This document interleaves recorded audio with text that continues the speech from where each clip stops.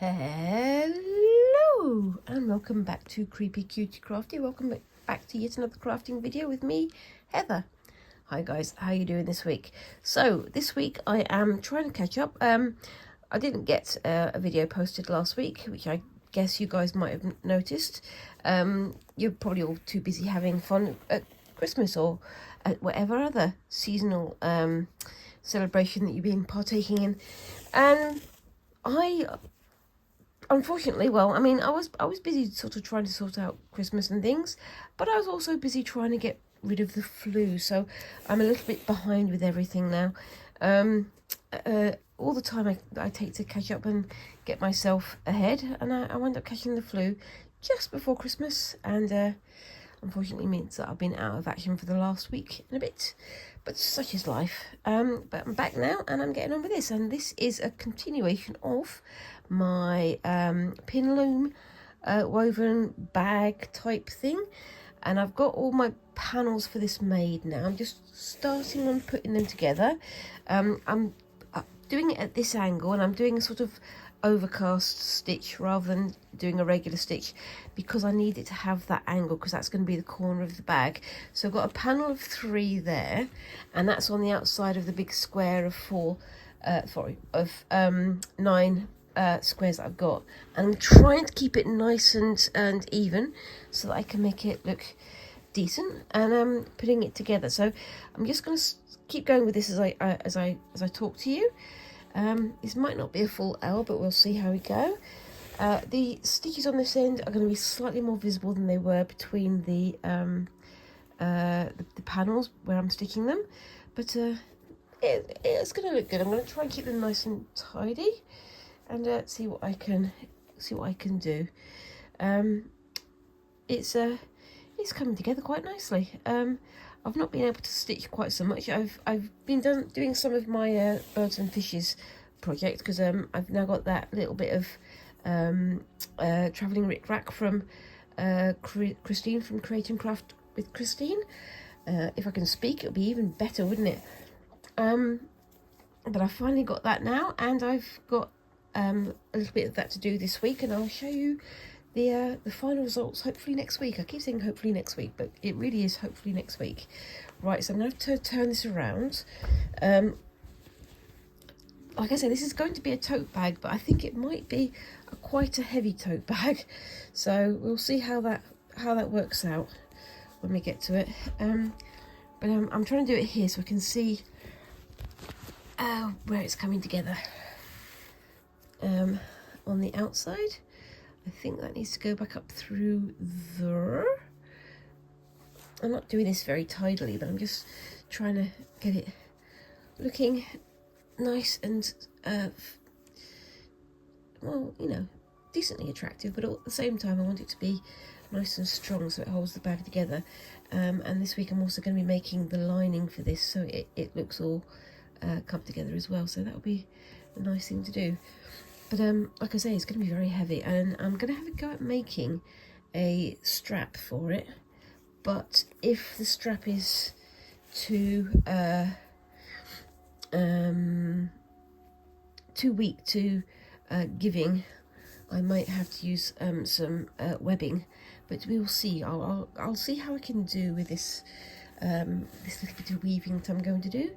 But I'll do that later on in this video, because I only want to get to a point where you can sort of see what I'm doing here and see how this bit is coming together, and then I'm going to move on to the next part of this process.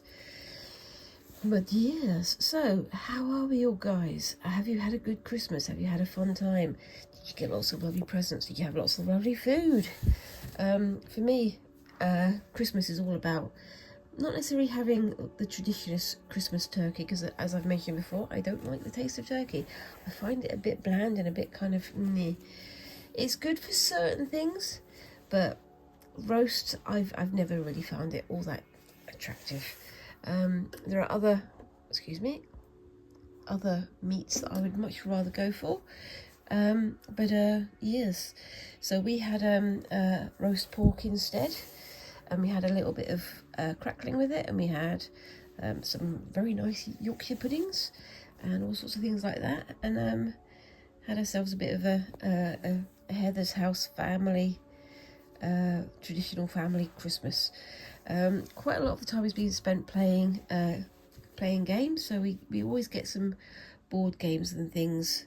We always try to get one for Christmas Eve, like a nice board game that we can play together. We did that this year actually. We got a game called Corridor, spelled with a Q at the start, where you've got to get your piece from one side of the board to the other whilst building barriers for the other person.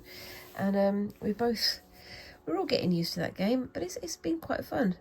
But we also play regular games. We've got things like Scrabble, and we've got things like it's quite funny because on Christmas Day we had our Christmas dinner, and we had Christmas crackers. Now I know that Christmas crackers aren't a universal thing, which is kind of weird, but we had crackers with our Christmas dinner, and on the Christmas crackers you always get a little toy, and you get a little paper crown, and you also get a little card or a little piece of paper with a joke or something. So we had it with a little joke on it, and we also had some charades or charades prompts as well. Now, I didn't know this, but Squinks has never played charades. Can you believe it?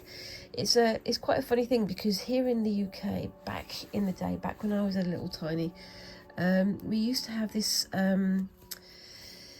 TV show called Give Us a Clue, which was basically charades, and it was charades with celebrities, one of which was Lionel Blair. It was always Lionel Blair, who was known for dancing and for all kinds of showbizy type stuff, and he would be the team captain every week on one side, and on the other side you'd have the other team. It was always the boys against the girls, which is quite funny. From that, I think most of the people in the UK learned how to play charades at quite a young age. So there's certain things you learn from that. So how to mime the different kind of genre it might be. So it's like it's film, book, TV screen, and we had to invent one which was internet, because you have all sorts of things that are on the internet as well as TV shows and things like that, and sometimes it's an object or sometimes it's other bits and pieces, and if you touch your nose and you point at someone, that means that they knows the answer, they knows the solution, and it's something that we didn't realise that Squinks never knew how to play, so we decided to teach them how to play, and we've now been playing charades for the last 3 days. We've had a game with Squinks's grandmother, my mother-in-law, and yeah, they've really enjoyed it. It's quite a good one. I always, because it's an odd one. It's like you'd think at school, you'd if you're doing like drama, which is a subject that they have at school here, you'd think that they would be doing something of that nature in drama lessons, because that's what they used to do when I was at school, but apparently not. So it's how to mime an object or an occasion or a person or a name or something of that nature. But no, we've got a whole generation who's never watched Give Us a Clue, so we've got a whole generation who doesn't know how to play charades. Very, very strange. Right, we're going to turn this over and do a quick knot on the back. You can see how it's holding its shape now. We've also got this bit up here that needs to move, so I'm just going to put that one over there, and what I'll do, in fact, I'll get my wall here and get myself another length of it. Hold on, try and do a decent length this time. It's probably going to get myself into a knot again, but we're going to risk it, aren't we? Or at least I will. There we go. And let's see what we can do here. So if I get that opened up like that,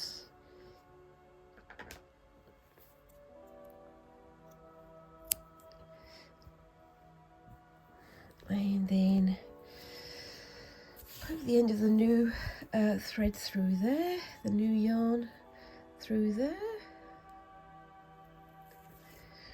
and then find the middle of that one. There we go.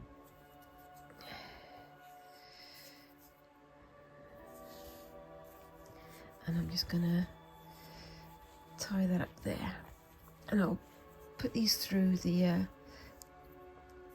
woven squares at the end. See, this is the back, so I'm not too worried about the back being messy or anything, but yeah, just try to keep it as tidy as possible.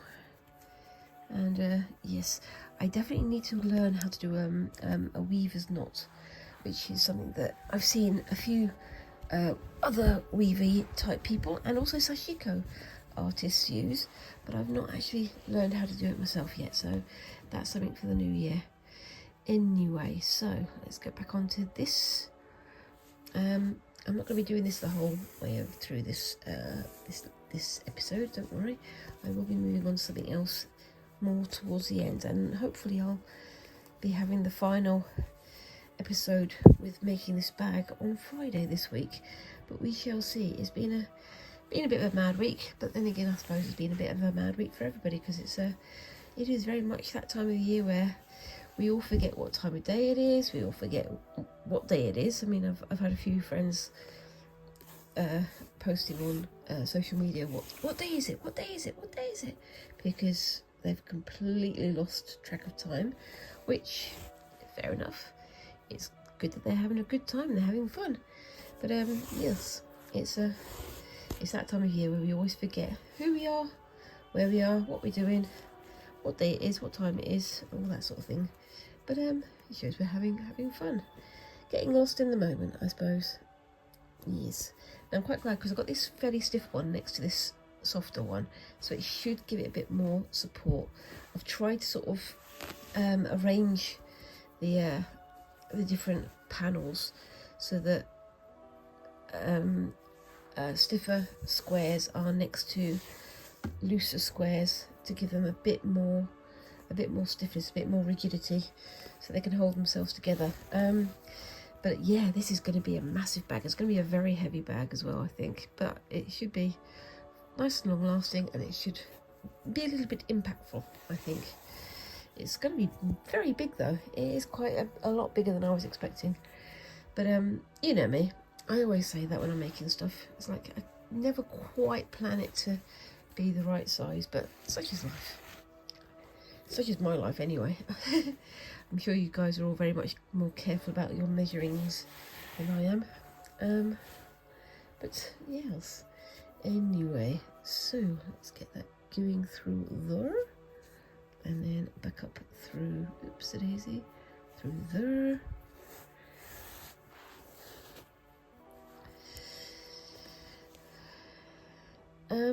But yeah, again, I'm not going to do a super edited video for this one. I'm going to just sort of play as it comes, and it is going to be a video of two halves again, because I've got something else planned for the second half of the video, and it's something I haven't done before. It's something that I've been wanting to try for a while, and it is going to be involved with this bag, but we'll see how we go.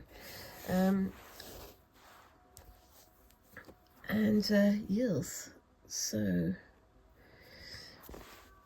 I can definitely feel how much this looser weave here, because it's a chevron pattern, so it's got 2x2 rather than 1x1, and that does make a difference to the strength of it. But I suppose if you're weaving like a fabric to be worn, you want a more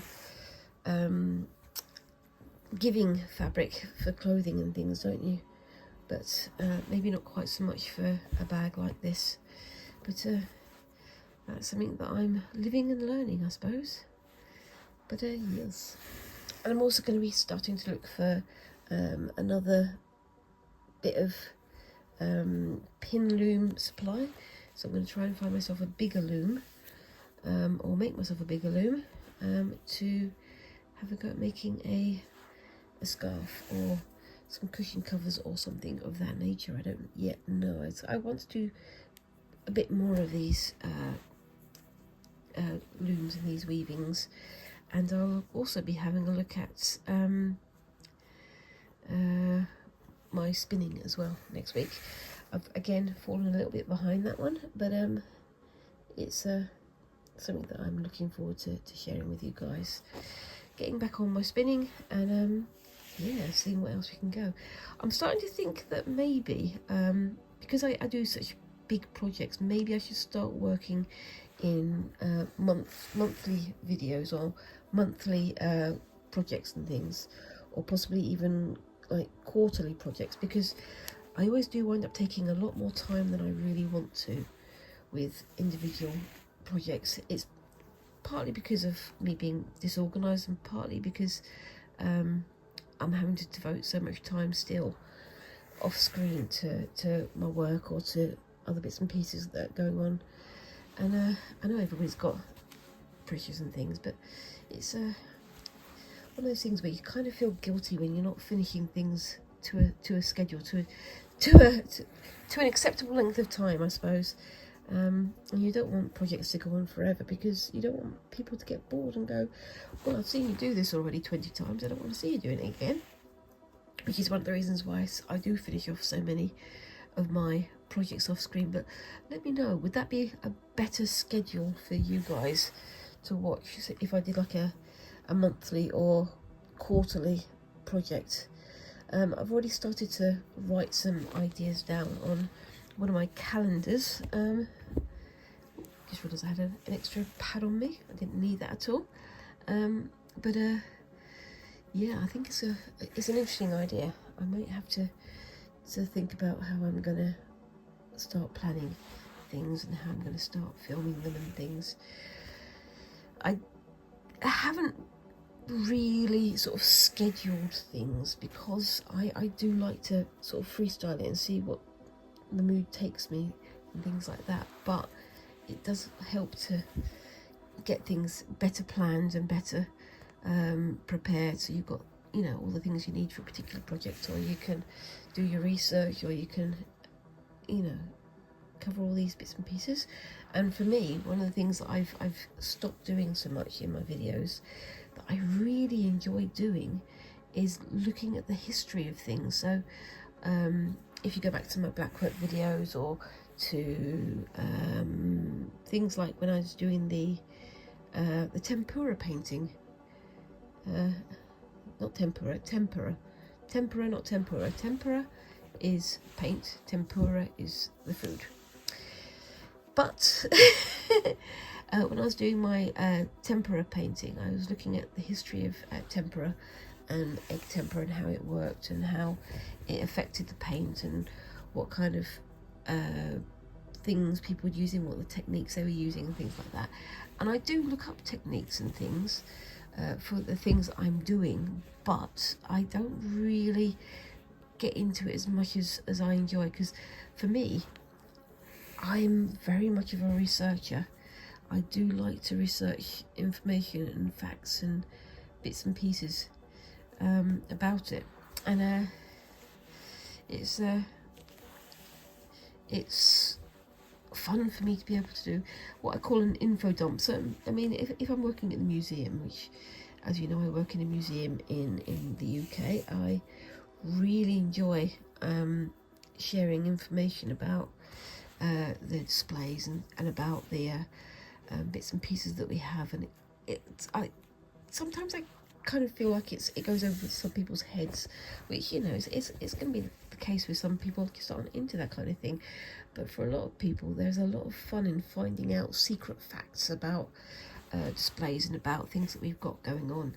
And I really enjoy that. And I really enjoy sort of opening people's eyes to possibilities with what they're looking at, and, you know, the history of the things that they're trying. So trying out why certain things work, and why people picked up certain crafts, or why they started doing things using really difficult processes for some sort of, you know, spectacular results and why these things were popular. It's like it's just interesting. But yeah, I'd really like to start doing that side of things again. And I'm going to be doing some white work embroidery in the new year. I'm looking up my my processes and my history of it, and I might be presenting a little bit about the history of white work, which is going to be fun. I did a little bit of white work with my my attempt at a skeleton based embroidery, which I have finished, but it's off screen. I'll try and find it for the next video, or I'll try and find it for when I start doing white work. But I do enjoy looking at, you know, why certain things are used, why certain communities got known for certain crafts, why they became fashionable, why they became famous. It is a fascinating thing, and it's interesting to find out the reason why certain things are used or certain things are called that. It's like finding out why tambourines are called tambourines, and how that links into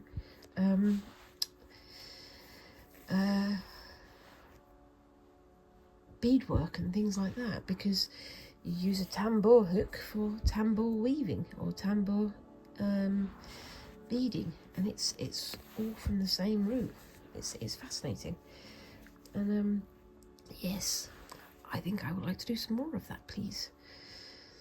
But of course, only if it's not going to bore my audience. But yeah, it's fun. I've also been enjoying on my shorts having a go at some embroidery weaving, embroidery designing, using Amaziograph, which is a computer program, an iPad program, an app that you can use to create symmetrical patterns and things. And it's something that I've recently started using a lot more for potential pictures for embroidery. There was a picture that I wanted to do for my white work design using white thread and things, and it was the one with the skeleton designs, but I never got to it because I tried to print it off onto water-soluble sticky interfacing, but that water-soluble sticky interfacing did not want to stick to the fabric, so I'm going to try again and try and get some slightly better interfacing, and see if I can do a better job next time. But yes, we shall see how that goes. I'm going to be careful here because it's very easy for these things to start touring back on the end, so try and make sure they come at the same point here. I think what I'm going to do is when I come to the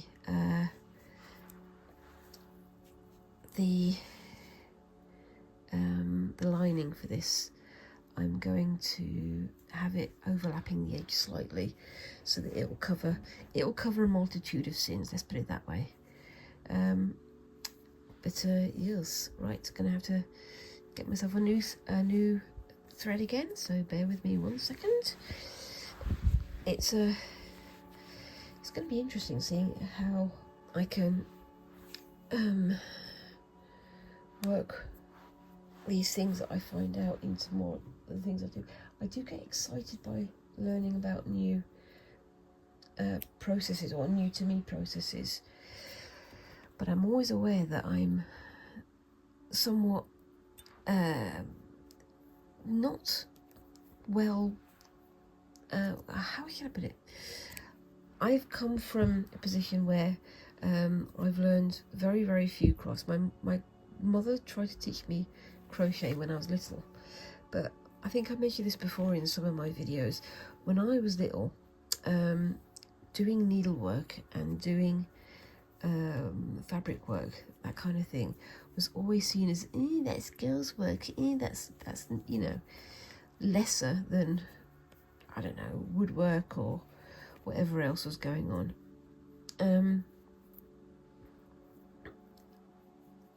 And because it was for girls, it wasn't quite as important as like metalwork and woodwork and all of these other things. And of course it was so much less important than things like science or English, which I didn't understand. But at the same time, I kind of felt, well, I like doing needlework, and I like doing these bits and pieces, but I don't want to do them because I want to do things that are important. And now as an adult, I'm kind of realising how daft that was.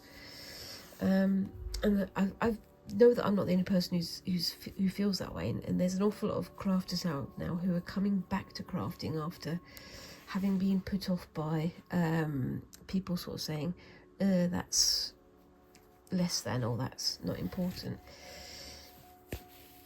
And I feel like I do have missed out on an awful lot of crafting and learning time because of silly attitudes like that.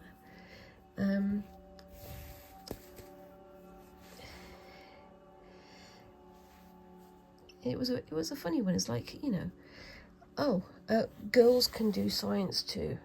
Yeah, and but it was never, boys can do needlework too. And yet somehow all of the famous needleworkers, all the famous designers were male, which is a bit unusual, isn't it? It's like, this is for girls, but all the important ones that we know the name of, all the ones who have their names above the shop doors, they're all male. It's the same with cooking, isn't it? It's like, cooking's for girls, cooking's for women, and yet all the most famous chefs in the world are men. At least that was how it was for a long time, and you know, things are coming back around, and fortunately we've learned the error of our ways. We've realised that there's no such thing as one subject being more important than another. They all do important things in different ways, and they should all be celebrated as such. But yes, that's my soapbox moment again. Yeah, I hope you didn't mind me doing my little speech there. It is actually something that I did a bit of an essay on when I was back at university, and it's something that I should have heeded my own words on, I think. But yes, okay, so now we've got this corner here, and that's going to be nice and solid. So I'm going to put that through there, and then we've got it going this way. I'll tuck those in when I come to the ends. Now we've got 1, 2 and 3 of the squares. So I've got done all these in the straight weave rather than diagonal weave. Again, they're a little bit winky wonky, but that's fine. So I'm going to put that across. Which way is the front? That way's the front. I've got a bit of a loop sticking out there, but that's fine. I can deal with that at the end. So I'll put that in that way across the bottom, and that means that that's got to go there. So that's going to be fun. So I'll start going that way, and then we'll see how we go coming the other way. And there we go.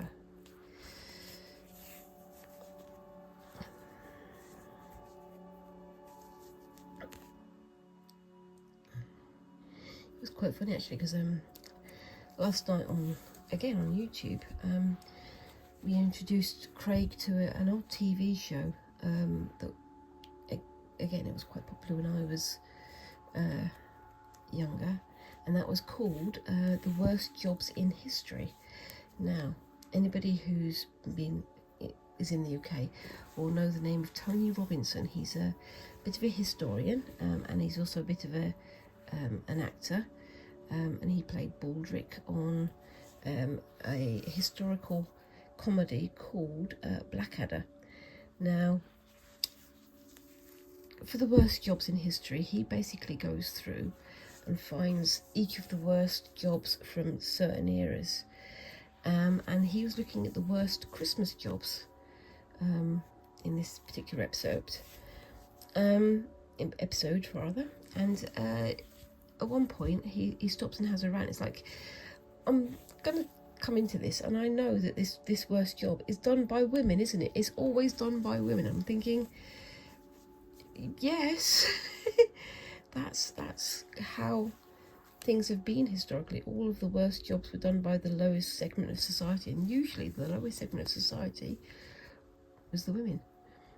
So you've got things like he was talking about fishwives. If you remember fishwife, yeah, you know, the sort of talking like a fishwife, or she's an old fishwife thing, that kind of attitude. Now that was an interesting case in point, because you needed people to sell the fish, and the people who went out and caught the fish were seen as quite important. But obviously the male fishermen couldn't stay and man the shops and sell the fish in the market. That had to be done by the fishermen's wives, so they were the fishwives. And the problem with that is that to sell an item, you've got to be loud, you've got to talk, you've got to speak, you've got to sort of shout above the market, come and buy my stuff is good, don't buy his stuff is bad, you know, the guy at the next stall or whatever, or the woman at the next stall. So fishwives got a bad reputation for being loud, for being obvious, for being not necessarily gossipy, but women who were out in public and who were visible. And for much of history, one of the worst things that women can do is be visible. So, you know, it's a double-edged sword. It's either you know, work as a fishwife, and you're good at your job, and you get your stuff sold, or you be nice and quiet and meek, and stuff doesn't get sold. However, if you're being big and loud and obvious, you then get told that you are a scold, or you are being too loud, or you're being too whatever. And then you wind up getting, not necessarily arrested, but, you know, you get punished. You might have to wear the scold's bridle, you might have to do all sorts of things. But then you still need to sell the fish to make the money to survive, which is it's very much a double-edged sword. This is why, you know, there's all this talk about, oh, you're just an old fishwife, in things like Dylan Thomas poetry, or in Shakespearean plays and things, talking about the fishwives, you know, gossiping like a fishwife, that kind of thing. So, you know, it also seems that it makes it a lot easier to believe rumours about people if they're being big and obvious, and what people might possibly term a nuisance. But, you know, these things have to be done. It's not like a carpentry shop where you can go in and the carpenter is there in the carpentry shop producing his carpentry, and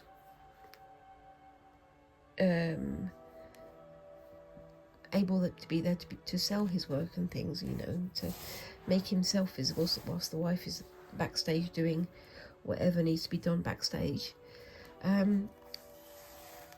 By nature, the men had to go out, and they had to take a chance to find decent fish. They had to take a chance to find decent fish that would sell, and they had to put their lives at risk, and so on and so forth, and then come home to find that the person who's supposed to be selling their fish has been arrested for selling fish, which I think is kind of ironic. It's a little bit of a what's the word?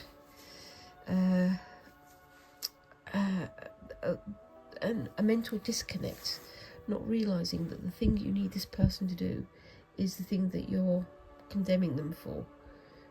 It's been like that throughout history though, isn't it? Especially, as I say, about women, which is unfortunate. But such is life. And fortunately, we've moved on from those times, haven't we? Ha ha ha. I hope you can hear the sarcasm there, because we all know that those attitudes haven't yet quite left us, which is a very, very sad thing. Anyway, yeah, so if you ever get a chance, I do recommend it. Look it up. It's called The Worst Jobs in History, with Mr. Tony Robinson, and I used to love watching that when I was much younger, and Squinks, they really enjoyed it as well. But it's fascinating seeing these really quite rotten jobs being portrayed on screen, and the recognition that actually, however rotten the jobs you were doing, there is always going to be one worse, and that job is almost definitely historically done by somebody of the female persuasion. It's fascinating. But yes, I do recommend looking up Tony Robinson's TV shows. Anybody, of course, who is into their history and has watched British television, they will know that Tony Robinson's also the one who presents Time Team, which is a fantastic show, which I don't think is on anymore, where a team of folk are invited to a part of the world where they go and dig up some fields and discover, hopefully, hidden archaeology, hidden history of things that we haven't seen before, or haven't seen for several 100 years or more. It's fascinating, and yeah, very much a worthy watch. And I believe they did one in St. Lucia as well, so it's not just in the UK, but it is more UK sort of mentality and UK based, and this is where we get our interest in things like horrible histories and all that kind of thing from. And again, one of the things that you guys in America might have picked up, or in the other parts of the world, is a TV show called Ghosts, and that was originally from the Horrible Histories team, and it's been exported all around the world. There's a German version of Ghosts, there's an American version of Ghosts, which we've watched a few times. There's ghosts from all kinds of parts of the world, and it's a fascinating look at how those old histories would interplay with the modern person. It's again fascinating to look at, and I do highly recommend.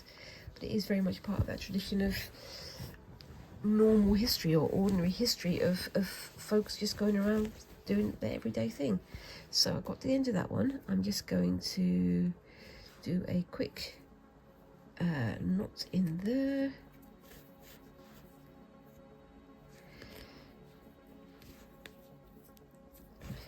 Anybody who knows me knows that my knots are never very good and they're never very tidy, but this is going to be covered up anyway, so I'm not going to worry too much. And there we go. Yeah, as I say, I'm still recovering from flu. My nose and my throat are just about bearable now, but it's been a bit unpleasant this last week. But such is life, and I still found ways to enjoy myself, and hope you guys have had an enjoyable week too. So I'm just going to tie that off there, and hopefully I'll have a photograph of this finished to show you at the end of the video, same as usual, so stay tuned for that. Anyway, that's how that's looking at the moment, and you can see once it's done, that's going to be like that. So you've got the corners there. Maybe I should have done it square by square, but I think I like how this is looking. So, oopsie daisy, I'll do the other side of the bag off screen, and I'll show you a picture when I get to that point. So I'll just sign off for a second, and I'll be back for the second part of this video in a second. See you. Okay, so we're back, and I'm having a go at some backstrap weaving, and I'm really hoping this is going to go well. So I've got my little heddle here, my little rigid heddle that I got from the Staffordshire Wool Gathering, and I've got pale green going through these little holes here, and then on the other side I've got the darker blue yarn. Now this is my second attempt at starting this video. The first attempt I had a go at doing some of this, and I think this wool may be a little bit too floofy, because you can see it's slightly catching as it goes through. It seems to be getting better as I'm going along though. So got to try and keep some of these as tight as possible. So I've got my shuttle here, I'm going to push it through and get it through to about there, and then I'm going to raise it, and you can see I've got a little bit of a tail hanging out the other side. That's a bit of a loose thing there. I can tighten that up when I come to the end, because this is only the first line of these. So I can go in, oops, that way. There we go. Pull that in, and I'm just going to pull that a little bit tight, just because I want it to be a nice firm weave, and then push down again, and then I'm going to take this tail and just poke it through. Good thing about these is they're not very wide, so you can just use your fingers to push things through, and then push it down, and then go the other way, pull my heddle up, oopsie daisy, and oops, there we go. Yeah, the wool is catching, the yarn is catching a little bit, but I can live with it, and I'm sure you guys can as well. I hope you can see what I'm doing. It is a little bit fiddly, but yes. And then the last one was up, so this one's got to be, is that right? Up, so I can use my finger to push it down, and then push my heddle through. It's not catching this one on the end here. I'm going to have to try and catch that on the next one, I think. And then push it up. See if I can catch that end one on this one. Doesn't matter too much because it's right at the far end. And yes, as I said, I've never done this before. And the way that this is working is I've posted these yarns through, and I've put a knot in them down here, caught the knot in a food clip, like a food preservation clip from the fridge, and then I've got these two lolly sticks just to hold it straight, so I've got something to push against, and just passing it through one way to the other, not trying to pull it too tight, and then bring it back up again, and there we go. Now, as I say, the other end is caught behind a chair over there, and as I go along I can catch more of it in this and weave it along. There we go, I've caught that end one now,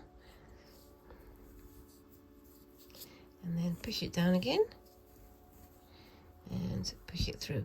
I'm not doing anything fancy with these ones because I just don't know how yet, but maybe in future weavinges I will have a go at doing something a bit more exciting. This is just to try and create something that could be used as a strap for my pin woven yarn bag. It's fairly simple, and I am using my fingers just to push it down, but I think it's starting to look a bit more sensible. I've just got a very basic shuttle that I got from a kit with doing something or other. I can't remember what it was I was doing. And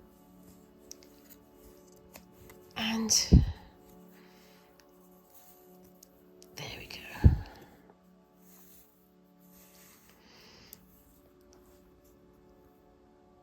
I think it's starting to look good. There we go. They do get a little bit caught, but that's because I've got all the other fluff behind them over there. It's a simple process, but one that obviously takes practice to get good at. And like I say, this is my first ever time. I have seen online, again, this is me being Mrs. Magpie over here. I've seen some online, some of these rigid heddles made out of all kinds of fancy woods and things, but they have much larger holes than this one does, so it might be better to get something of that nature for the next time I do this. But they are a lot more expensive. But I mean, like I say, Mrs. Magpie over here, I do like going for my fancy items that might actually not be all that necessary and might not be all that helpful either, but I do like looking. I've seen some online creators using shuttles that are curved like a little knife, and they use those shuttles to tamp it down as well, like that, to try and get it nice and even. That's starting to look quite nice. I do like that. It is very, say it with me now, higgledy-piggledy, but it's my first attempt. I've done, like, you know, weaving on little cardboard tablets and things, and you saw me using a little wooden frame from one of the makers I met at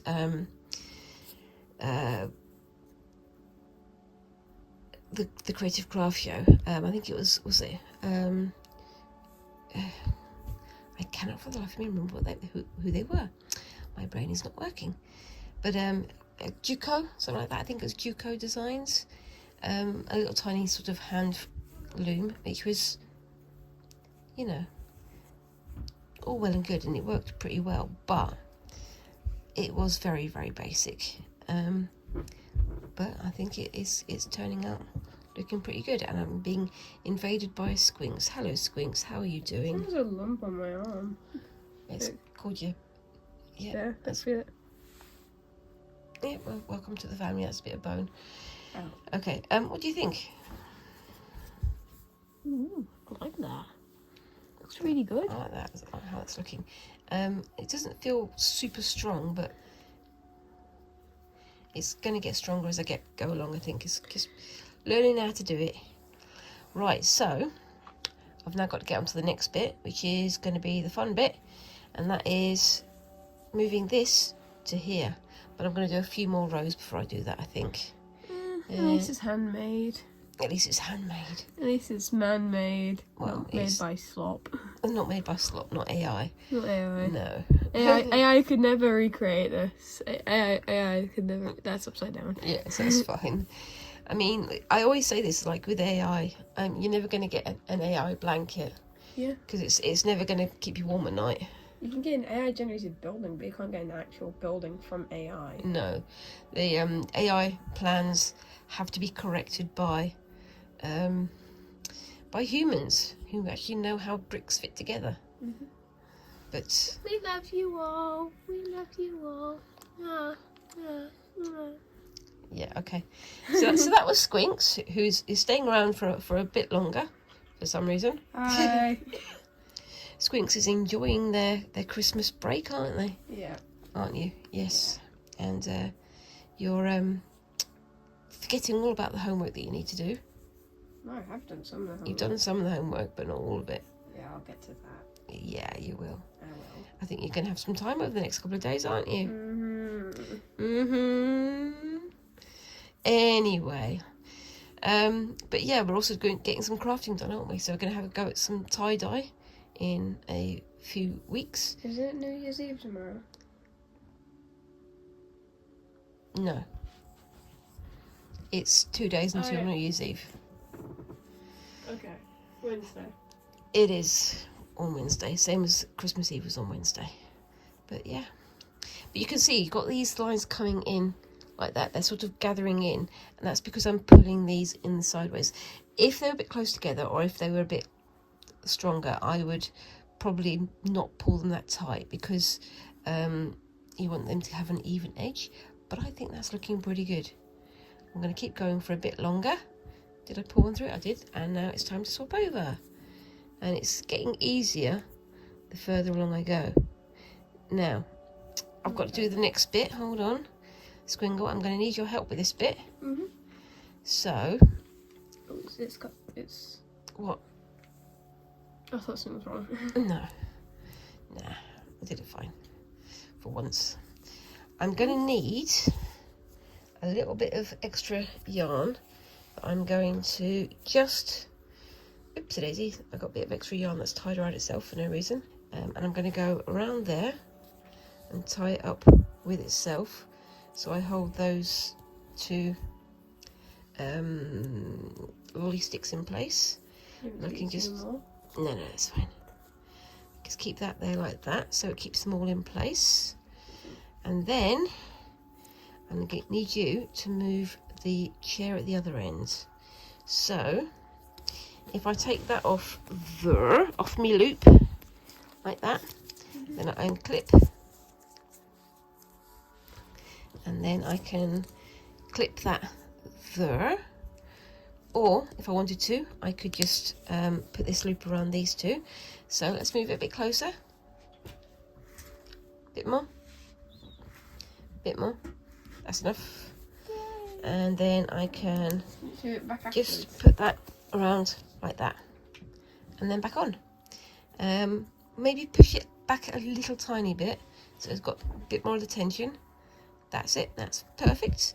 And then on we go. So, yeah. I am really enjoying this, but I do enjoy weaving. It's a bit of a faff getting it all set up, but I'm starting to see, like I say, Mrs. Magpie here is starting to see all these little bits of kit that you can buy from various weaving experts and things online. It's very tempting to go and spend all my Christmas money on all the weavings, but I think overall I need to save some of my money for food and things like that. But yes,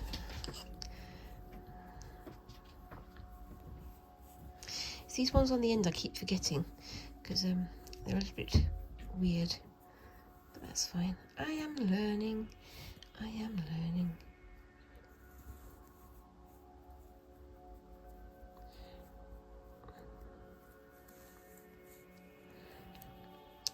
And I'll know for next time to try and use a bit of a tighter weave than this one, because then it won't catch on itself so much.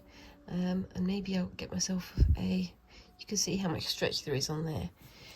You can see how easy it would be to use finer yarn or thread, or maybe to use bigger holes on my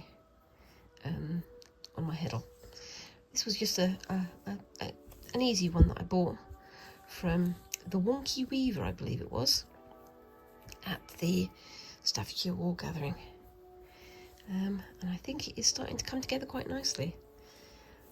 But it does take up a little bit of space in the room. I suppose I could have rolled up the other end as well, but that's by the by. But yes. I do like how that's looking. I like the effect on there.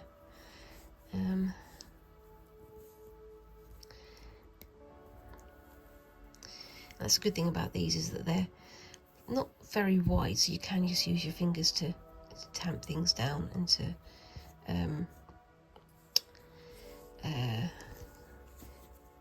get the wool through, the yarn through, if it's made a mistake. But yes, you can see there the difference, because it's gone a bit wobbly along the edge where I've not done it quite right, but I am learning. Let me know down in the comments, guys, have you had a go at doing something like this? Do you like doing weaving type things? What kind of crafting stuff have you been getting up to over the Christmas holiday? Or if you haven't had Christmas, how have you been celebrating, or what have you been celebrating, or have you just been doing other stuff in your own time anyway? Let me know down in those comments, because I'm being a bit of a nosy Parker and trying to catch up on things. Now, this is going to be an extra video, because like I say, this is going to go out on the Monday, so it's not a Friday fabric fund. It was a Monday weaving sesh, I think, maybe, I don't know. Yes, and I will have another video on Friday where I will show you how far this has got and whether or not I've managed to put my bag together. Like I say, if I don't think this is going to be strong enough, I do have some webbing straps and things that I can use, and I'd be quite happy to use those, because, you know, if it works, it works. If it doesn't, it doesn't. And you learn and you move on and you do the things that are right for your project, or at least I do. I may be burbling again, but yeah, I hope you have had a good Christmas slash Saturnalia slash Hanukkah slash Yule slash Winter Festival slash Kwanzaa, I believe is one as well, isn't it, this time of year? And I hope you have an amazing new year as well. But yes, anyway, so I'm getting very close to done with this video, and I'm really enjoying how this is going. But it is a bit of a faff, but I'm definitely enjoying the results. What do you think, guys? Yeah. If I manage to get this done within the very short time I've allowed myself, I will try to take some photos at the end. If not, then I'm sure you guys can imagine how this is going to turn out. And yeah, let me know what you think of this down in the comments. Let me know what you think I should try doing with this next, and if you've got any advice for me, I certainly wouldn't turn it down. But yes, I would be very interested in knowing what other people think of my very rough efforts here. We've all got to start somewhere, as they say, and this is definitely starting somewhere. But yes, so yeah, I think I'm going to call it a day there, and I will let you pause on this one, and you can see my bag in the background there as well. And yeah, let me know what you think of my efforts so far. Leave a comment down below. Let me know what you think of what I should try next. I am all ears as usual. And whilst you're down there, please remember to like and subscribe and all those lovely little things that help a tiny channel like mine to grow. And I look forward to seeing you in the next video. Thank you very much again for watching, and bye bye.